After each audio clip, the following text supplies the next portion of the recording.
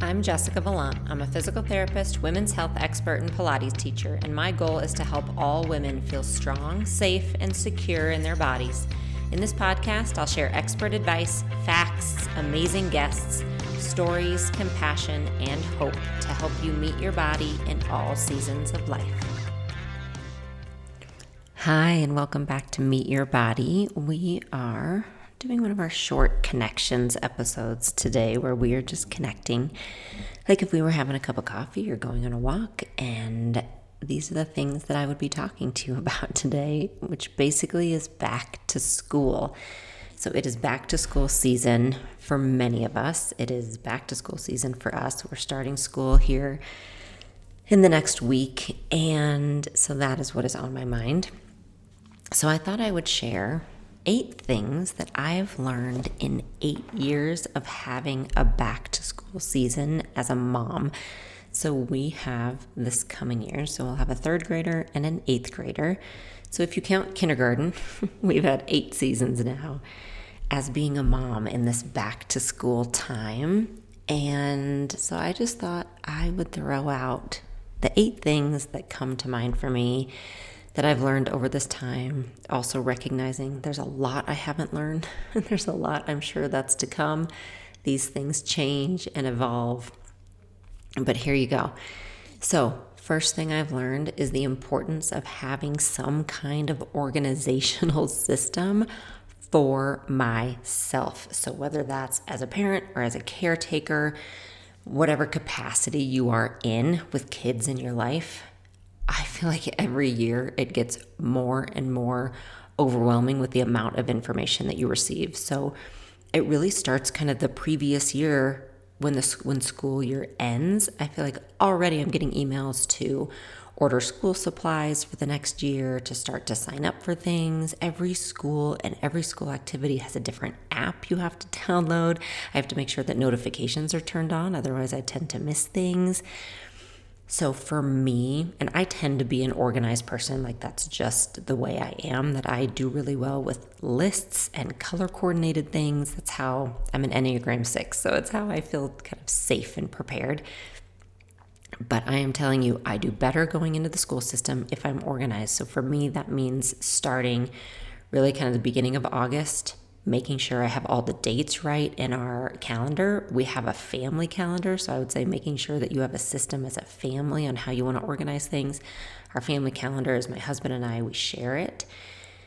And so we both always know not only activities that the kids might have, but like things that we each might have separately that we need to work around when it comes to driving or being available. So all of those things, back to school days, school supplies, all of it. So just having some kind of organizational system has helped me a ton, and just trying to follow that. And then also realizing what you can delegate, because as your kids get older, you'll be able to delegate more of that. And the schools will ask you to delegate more of that. So for our daughter who's in 8th grade, she definitely has more responsibility. So I gave her the school supply list when we got it. And I said, hey, go downstairs. We keep a huge drawer of extra school supplies. I said, go downstairs and you're going to go through your list and you're going to find everything you can that you need for your backpack. And then you're going to come back and tell me what we don't have. And I'll order that for you, or we'll go find it together. So that's been really helpful, is as they get older, being able to kind of give them some duties in that way, and I'm talking to lunch boxes. Hey, how are your lunch boxes from last year, guys? Do they still work? Tell me about this. Do you need this for school? Is your backpack in good shape? All of those things. So the more I'm organized with that and ready for the year, the better I tend to do. It sets me up to be prepared. Next, that being said, so my number 2 thing, even with all of that craziness and information coming, I have recognized the importance of not passing that on to the kids. So I think it's good for them to understand that there's a lot to do, right, to get ready so that they can, again, have some responsibility. And I don't want to pass any stress onto them. So let's say we get a last minute email, or let's say that there's a certain teacher who is deciding not to send the school supply list out, or who's making your life a little bit harder, or there's a teacher that you're really bummed your kid has. Those kind of behind the scenes things, I have found it is not helpful to pass that stress and frustration on to the kiddos. So those are the things I save for myself, or I save to talk to my husband about. But the kids already have hopefully excitement going into school, but also just the complete normal jitters, back to school nerves going into the school year, especially if they're starting a new school or a new grade or a new system. They already have that, and that's what they're going to be in. They don't also need to be feeling our frustration about things or our extra stress about things, right? So I don't hide things from them, especially, like I said, if it is a family decision around activities and how we're going to make things work and driving. I think that's an important conversation to have with them, especially when they're older. But they don't need to feel that extra stress and frustration from me when it's something that they don't have any power or control over. So I make sure that I keep that away from them if needed. Number 3 is to set family priorities if you haven't already, because each year might look a little bit different. But just sitting down, again, maybe with your partner, or if you're a caretaker, if you're a grandparent, maybe sitting down with, the kids' parents too, like as a caretaking team, and talking about what priorities are, what expectations are. I think just having that general understanding is really helpful. For example, for us, when our daughter went into 6th grade, we said, hey, this is the chance. We want you to try whatever you want. Sign up for whatever activity you want. Let us know whatever your interests are. And we as parents and as a family will try to make it work. Like, now's your chance to try things before you have to kind of start to funnel that down. Now, we are starting to say, hey, what are the things that really matter to you? What are some things that maybe don't matter to you? As our son starts to have more activities himself, saying these are kind of our expectations or priorities when it comes to your schoolwork, when it comes to activities you might do. I know many families have like a 1 activity a season limit they might follow. So those are the kind of things that you just want to have an understanding around. Again, either with your caretaking team, which might be your partner or parents or grandparents or nanny, whoever is in your system when it comes to taking care of the kids. And for us, it looks like everyone knowing that family comes first. So that looks to us like trying to do a family dinner every night, even in the middle of activities and everything. We try to do a family dinner, and sometimes that even means meeting in a restaurant in between activities, but we try to do a family dinner together. And then also the kids know that there's each other's games and activities. They're going to be expected to be at most of them if they can. So if our son has a soccer game, our daughter tends to get up early with us to go to the game, because we like to be together, and we don't make her, but kind of just having that general idea of, hey, that's a family value for us, is when they're not at school and doing activities, we can spend time together and support each other. You're going to support your sibling, cheer them on. They kind of know that that's important to us. And so, like I said, none of this is set in stone, but to just have that general expectation, I think, can be important. And then it can also look like things. Who is making lunches? Like, is it you? Is it the kiddos? Who's responsible for it? Who's making beds? Like, what are the expectations you have for them? And then more like solid rules you might have or expectations around devices as the kids get older, or around having their own phones, or how you want them to interact and communicate with their friends. Those things can be so important to talk about from the get-go. It opens up a line of communication, and then also telling them, hey, this is our rule as of now. Like, these are the boundaries we're setting. And then maybe around halfway through the school year, we can reset them, we can reorganize them, we can revisit them. This is an open communication, or letting them know, hey, this is a hard and fast family rule. That's not going to change. But all of those things, set those family priorities off the bat. The 4th one, knowing that first week of school, they will be exhausted.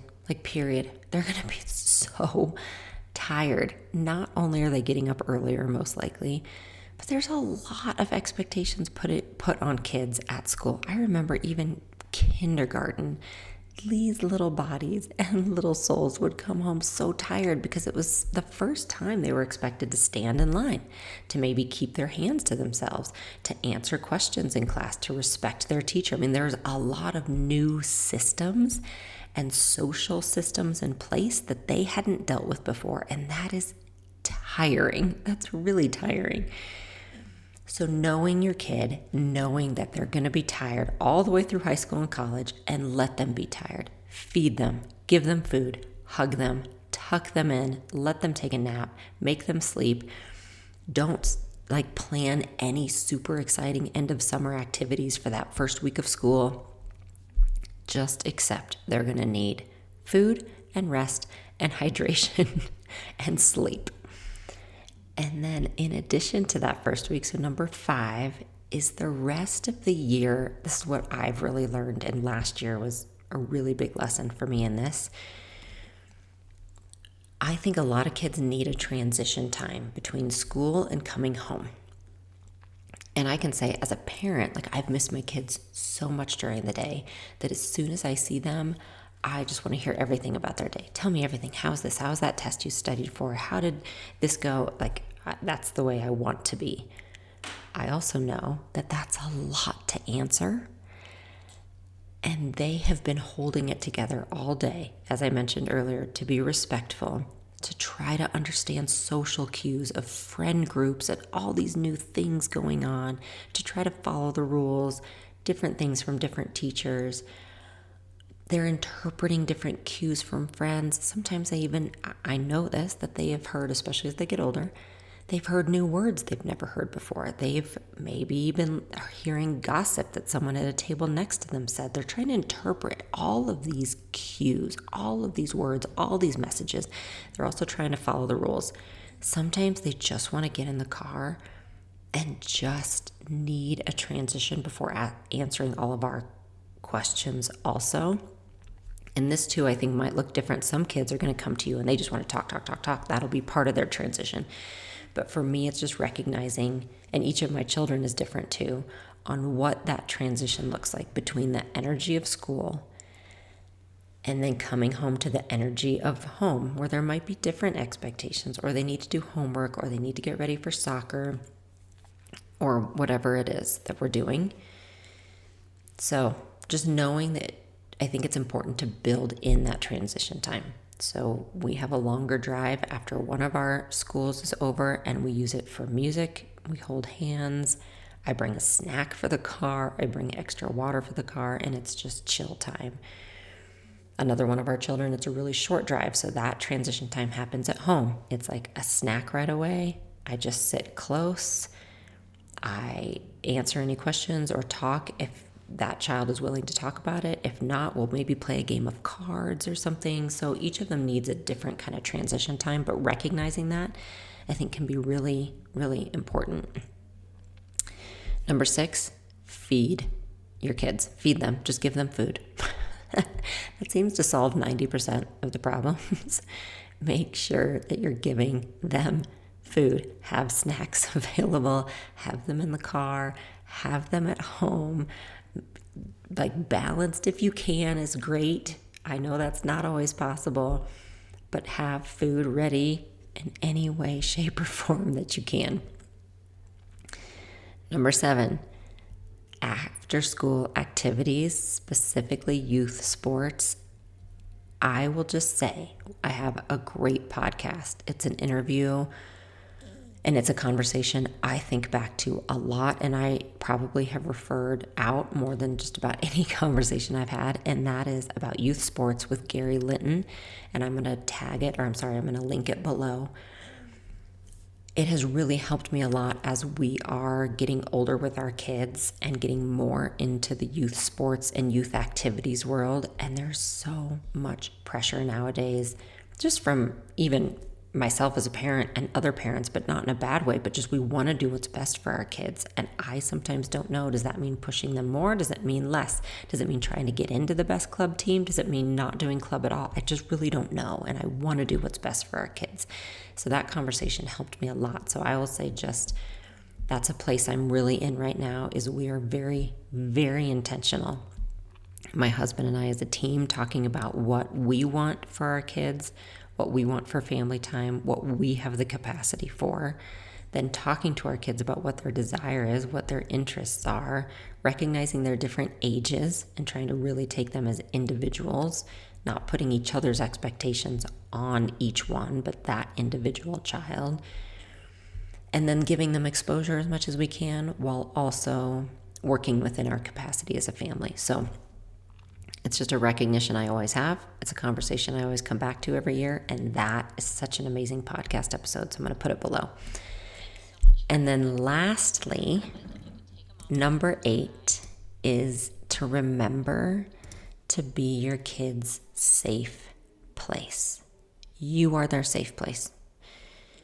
And again, that doesn't necessarily mean as a parent. I have been privy to many relationships and kids who might not have the easiest relationship with their parents. And so it's a grandparent who's their safe place, or it's an auntie who's their safe place, or even an older sibling.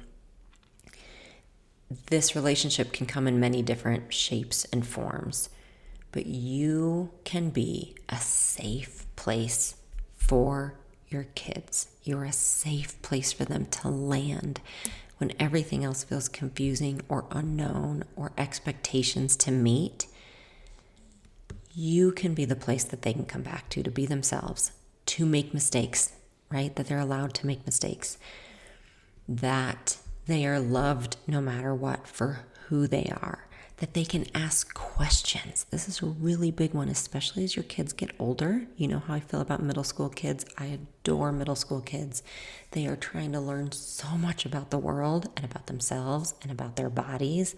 They will come home with questions.